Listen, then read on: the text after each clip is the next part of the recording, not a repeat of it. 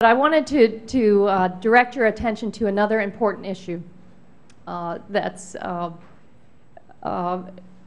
It has been a scourge on the state of Florida and my community, and because you're here, this is a good opportunity for me to raise it directly with you.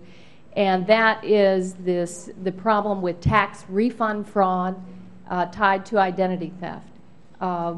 Something that all of us can agree on is preventing criminals from stealing billions of taxpayers' dollars through fraudulent tax returns.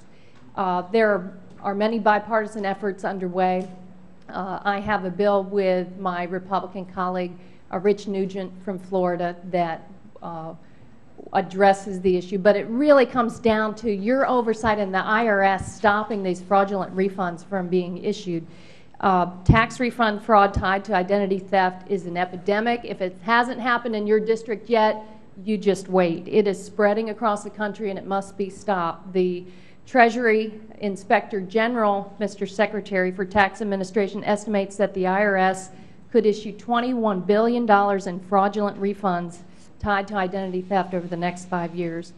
And the Taxpayer Advocate reported in January that identity theft case receipts increased by more than 650% from fiscal year 08 to 12, and at the end of 12, the IRS had almost 650,000 identity theft cases in its inventory.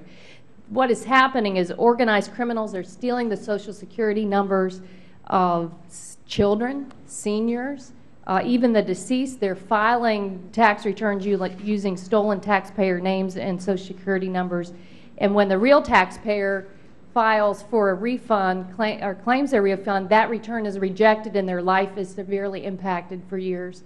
And the problem is, for those of you that have dealt with these complaints, is they face a labyrinth of procedures, drawn out time frames for resolution. It's an epidemic in Florida, Georgia, New York, California, Texas, Ohio, but Mr. Secretary, this is spreading.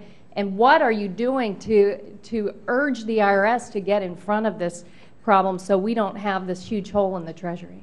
Thank you. The IRS is getting very much ahead of it and trying to deal with the problem as we know it today.